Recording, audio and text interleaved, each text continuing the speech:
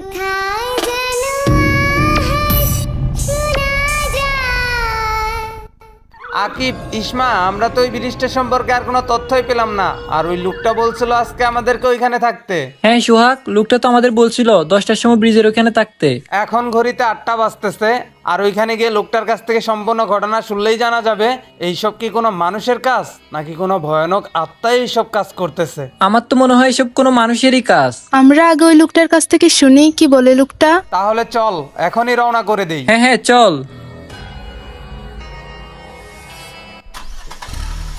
ওই লোকটা তো বললো 40 বছর আগে ওনার বাবা ওনাকে এই ব্রিজটা সম্পর্কে বলেছিল। কি এমন হয়েছিল এত বছর আগে ওই ব্রিজটাতে? ও শিট, ব্রিজের এখানে আস্তে আস্তে 10:30টার উপর বাজে গেছে। আমাদের আসতে লেট হয়ে গেছে। লোকটা কি এইখানে এসে আবার ঘুরেই চলে গেছে নাকি? ওই তো লোকটা ওইখানে দাঁড়িয়ে আছে। যাক কপাল ভালো, লোকটা আমাদের জন্য ওয়েট করতেছে। সোহাগ, ইসমা, গাড়ি থেকে নাম। সরি আঙ্কেল, কিছু মনে করেন না, আমাদের এখানে আসতে একটু লেট হয়ে গেছে। আচ্ছা সমস্যা নাই, তোমরা যদি এখানে নাও আসতা আর কিছুক্ষণ আমি অপেক্ষা করতাম তোমাদের জন্য। আপনি কিছু মনে করেন না, আমাদের আসতে লেট হয়ে গেছে যে। আরে না, কি মনে করব, কি যে বলো তোমরা।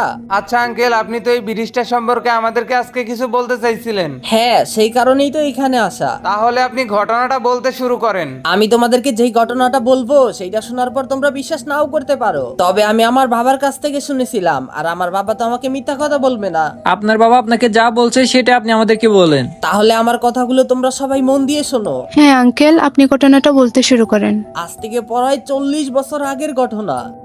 কি ভাবতেছেন কি কন্ট্রাক্টর সাহেব? অনেকক্ষণ ধরে দেখি চুপ করে দাঁড়িয়ে আছেন। সাইদুল, ভাবতেছি এই ব্রিজটার বিষয় নিয়ে। এই ব্রিজটা নির্মাণ করার জন্য আমি 1 কোটি টাকার উপরে কন্ট্রাক্ট নিয়েছি। আর ভাবতেছি এজন্যই এই ব্রিজটা নির্মাণ করার জন্য এর আগে অনেকজনে কন্ট্রাক্ট নিয়েছিল। আর যতবারই এই ব্রিজটা নির্মাণ করেছিল 1 বছরের বেশি এই ব্রিজটা টিকে না, ভেঙে যায়। হয়তো কন্ট্রাক্টর সাহেব এর আগে যারা ব্রিজটা নির্মাণ করছিল হ্যাঁ হয়তো দুর্নীতি করছিল।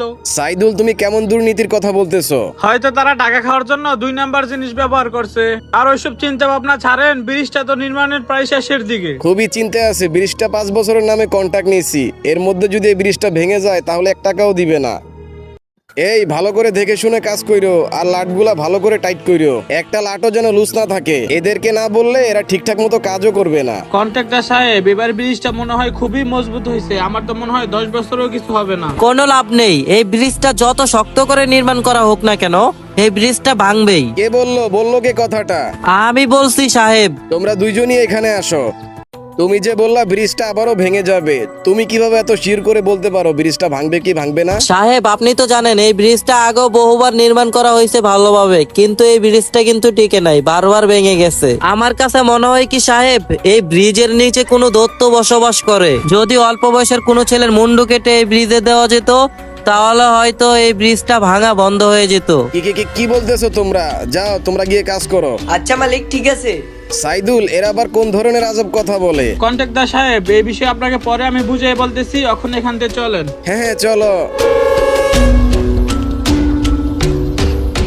আমার কাছে কন্ট্রাক্টর সাহেব মনে হয় ওই কর্মীরা ঠিকই বলছে। ওই ব্রিজে কোনো ভয়ানক দৈত্য বা দানব আছে। কি বলতেছো? ওইখানে দৈত্য বা দানব আছে?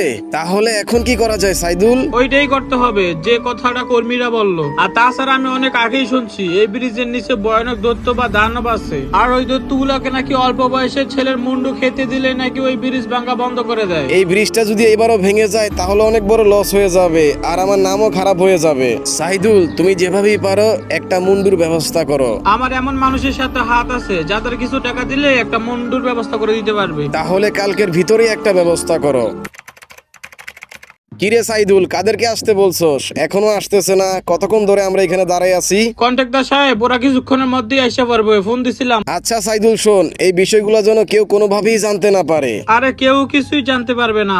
ওই তো একটা গাড়ি দেখা যাইতেছে, মনে হয় ওরাই আসতেছে। তোমাদেরকে এখানে যেই কারণে ডাকা হয়েছে, একটা অল্প বয়সী ছেলের মুন্ডু কেটে এনে ওই সেন্তোসার যে ব্রিজটা ওইখানে দিতে হবে। আচ্ছা ঠিক আছে, সমস্যা নাই। এই সব তো আমগোর কাছে খেয়াল না, আমরা টাকার জন্য সবকিছুই করতে পারি। এবার বলো তোমাদেরকে এই কাজটা করার জন্য কত টাকা দিতে হবে? 2 জনকে 10-10-20 দিলেই হইব। কি বলতেছো তোমরা? 20 লাখ? হ্যাঁ 20 লাখ। এত টাকা দিতে পারবো না, তোমাদেরকে 5-5 10 দিয়ে দিব। আর কিছু বাড়ায়া 15 দিয়ে। সাহেব যেটা বলছে এটাই, তোমরা কি তাতে কাজ করবা? আচ্ছা ঠিক আছে, টাকা রেডি রাখেন, কাজ হয়ে যাইবো। টাকা নিয়ে কোনো সমস্যা নাই, কিন্তু এই ঘটনা যেন কেউ জানতে না পারে। ওইসব নিয়ে ভাবার আপনার কোনো প্রয়োজন নাই। এরা কি মনে হয় পারবে এই কাজটা করে দিতে? সাহেব ওদের উপর আমার পুরো বিশ্বাস আছে, ওরা টাকার জন্য সবকিছুই করতে পারে। হ্যাঁ, তা তো ওদের কথাবার্তা শুনেই আমি বুঝতে পারলাম। অনেকদিন পরেই এই রকমের একটা কাজ পাইছি, যেই কারণে অল্প টাকায় রাজি হয়ে গেলাম। হ্যাঁ বাকি, তা অবশ্য ঠিক বলছস, এভাবে বসে থেকে তো লাভ নেই। এখন এই কাজটা কমপ্লিট করতে পারলেই বাঁচি। এখন আমরা অল্প বয়সের একটা ছেলে কোথায় পাবো? ওই তো, ওই যে ওইখানে একটা অল্প বয়সী ছেলে দাঁড়ায় রইছে। রাজা, গাড়িটা ব্রেক করতো। কাকু কাকু, আপনারা কি ওই পচিনকের দিকে যাবেন? হ্যাঁ যাবো, তুমি যেইখানে যাইতে চাও তোমাকে সেইখানে নিয়ে যাবো। ওরে ধর। আপনারা কে আর আপনাদের হাতে এগুলা কি? আমি আপনাদের সাথে যাব না। আমরা কি সেটা জেনে তুই কি করবি? আমাদের সাথে যাবি না মানে? তাড়াতাড়ি করে গাড়িতে চড়। তুই না পচিনকে যাবি বললি, চল তোর পচিনকে নিয়ে যাই। না, আমি আপনাদের সাথে যাব না। কান্নাকাটি বন্ধ কর, নাইলে কিন্তু তোর গর্দান এইখানেই কাইটা ফেলমু। এই পিচ্ছি আরেকটা বার কান্নাকাটি করবি, এখানেই মাইরা ফালাই রেখে যাবো। ভালোই গাড়িতে চর। আচ্ছা ঠিক আছে। ভুলেও পালানোর চেষ্টা করিস না, গাড়িতে বয়। রাজা আয়, গাড়িটা স্টার্ট করে তাড়াতাড়ি চল। আমাকে আপনারা কোথায় ধরে নিয়ে যাইতেছেন? চুপচাপ পিছনে বসে থাক, কান্নাকাটি করবি তো মরবি। আমাকে এইখানে ধরে নিয়ে আসলেন কেন? আমাকে ছেড়ে দেন, আমি বাড়ি যাব। কাঁদ, যত খুশি কাঁদ, মন খুইলা কাঁদ। তুই আজকে এই জায়গায় সারা রাত কান্না করলেও তোর এই কান্না কেউ শুনতে পাবো না। ছেড়ে দাও আমাকে, যেতে দাও আমাকে বাড়িতে। একদম চুপ, তোরে কি আমরা এখানে ধরে আনছি ছাইরা দেওয়ার জন্য? আপনারা আমার কাছে কি চান? তোর মুন্ডুটা কেটে এই ব্রিজে দিলেই পেয়ে যাবো 10 লাখ টাকা। হা হা হা। বাঁচাও বাঁচাও আমাকে কেউ। দিছি একটা কোপ দিয়ে একদম ঠান্ডা কইরা। বাচ্চা পোলাপান এক কূপেই শেষ। এইখানে সময় নষ্ট না কইরা চালু কইরা ওর দেহ থেকে মুন্ডুটা আলাদা কইরা ফেলি। হ্যাঁ হ্যাঁ তাই কর।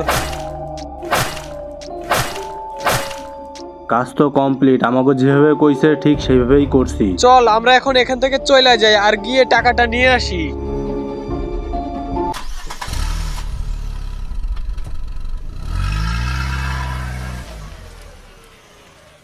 এই হচ্ছে সেই ঘটনা যা আমি আমার বাবার কাছ থেকে শুনেছিলাম। তারপর থেকেই এই ব্রিজের উপর দিয়ে কেউ যদি রাতের বেলায় চলাচল করে, ওই আত্মাটা সবার মুন্ডু কেটে ফেলে আর ওইখানে সবার লাশ বডি ফেলে যায়। তার মানে ওই আত্মাটাই সবগুলা মানুষকে মেরে ফেলে? হ্যাঁ, সেই জন্যই তো এই ব্রিজ দিয়ে আর মানুষ চলাচল করে না, আর তাদেরই লাশ পাওয়া যায় এই ব্রিজের উপর, যারা এই ব্রিজ সম্পর্কে কোনো কিছুই জানে না। আপনাকে অনেক বেশি ধন্যবাদ আঙ্কেল। ঘটনাটা বলতে বলতে অনেক সময় পার হয়ে গেছে, আমি এখন তাহলে বাসায় চলে যাই। আচ্ছা আঙ্কেল, আপনি চলে যাওয়ার আগে আমাদের অন্তত এটুকু বলে যান, এই আত্মাটাকে কি করলে এই ব্রিজটা ছেড়ে চলে যাবে? আঙ্কেল, আপনি যদি পারেন এই বিষয়ে একটু আমাদের হেল্প করেন। না, আমি এই বিষয়ে তেমন কিছু জানি না, তোমরা যদি পারো এই ব্রিজটাকে নিষিদ্ধ করে দাও। আচ্ছা ঠিক আছে আঙ্কেল, আপনাকে অনেক বেশি ধন্যবাদ আমাদেরকে এই ঘটনাটা খুলে বলার জন্য।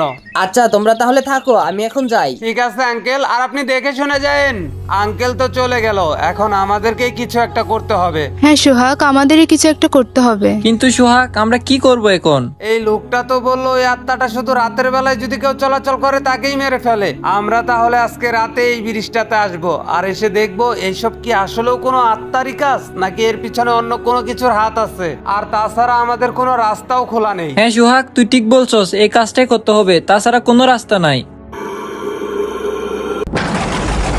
আকাশের অবস্থা বেশ একটা ভালো না, বজ্রপাত হইতেছে, মনে হয় একটু পরে বৃষ্টি নামবে। বাপ রে, কিরকম আকাশটাই গর্জন করতেছে। ভয় পাস না, চুপ করে বসে থাক। এই ব্রিজে আসার পর কিছুই বুঝতাছি না। আরে সামনে ওইটা কে? মনে হয় কেউ একটা শুয়ে আছে। দেখে তো তাই মনে হইতেছে, কেউ একজন শুয়ে আছে। আচ্ছা গাড়ি থেকে নামতো, গিয়ে দেখে আসি।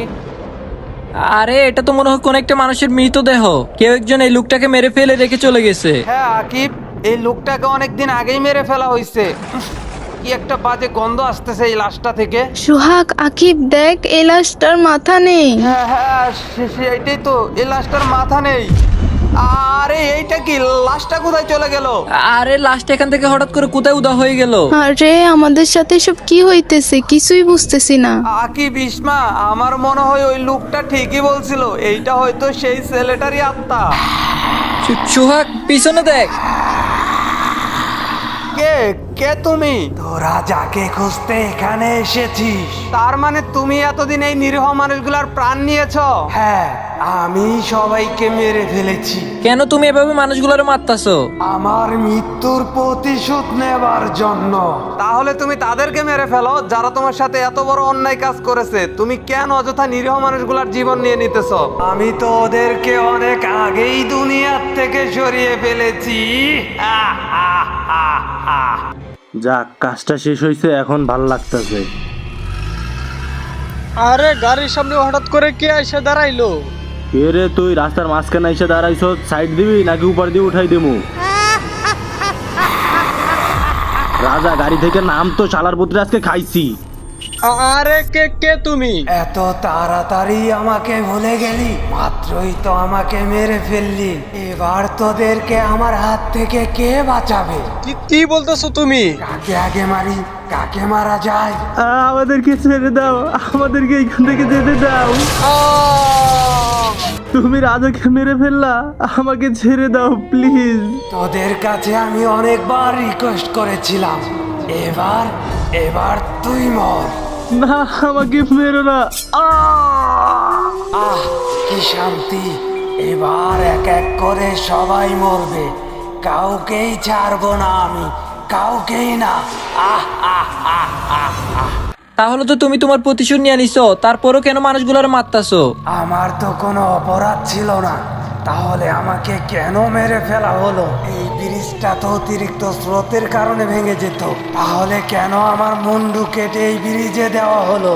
তোমার সাথে যেটা হয়েছে সেটা অনেক বড় অন্যায় হয়েছে, তাই বলে তো তুমি নিরীহ মানুষের প্রাণ নিতে পারো না। না, সবাই মরবে, এবার তোদেরকেও মরতে হবে।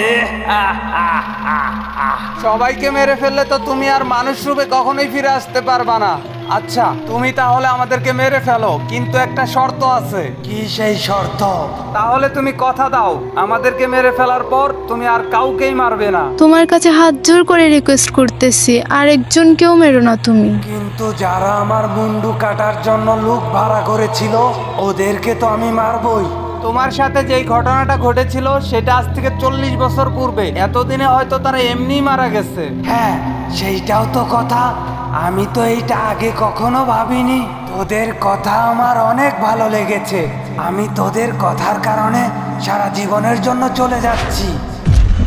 আরে দেখ, আত্মাটা কিন্তু চলে গেছে। হ্যাঁ, তাই তো, আত্মাটা তো চলে গেছে। যাক, এতদিনে এই আত্মাটা নিজের ভুল বুঝতে পারছে। এই আত্মাটা অযথাই কিছু নিরীহ মানুষের প্রাণ নিয়ে নিল।